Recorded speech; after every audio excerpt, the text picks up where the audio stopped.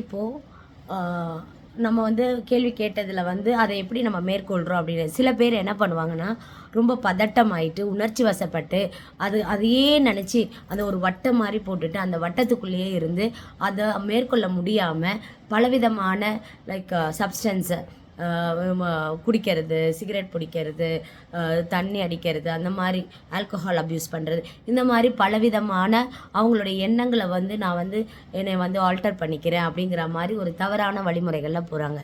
So இந்த மாதிரி போனால் அவங்களுக்கு அதுக்கான விடை கிடைக்குமானா கண்டிப்பாக கிடைக்காது.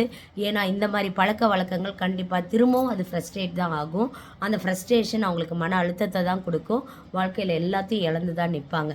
ஸோ இந்த மாதிரியான சில விஷயங்களை எப்படி மேற்கொள்ளணும் அப்படின்னா, உணர்ச்சி வசப்படாமல் நமக்கு கிடைக்கும் அப்படிங்கிற எண்ணத்தோட அடுத்து நம்ம என்ன செய்யணும் அப்படிங்கிறத தான் நம்ம பார்க்கணும்.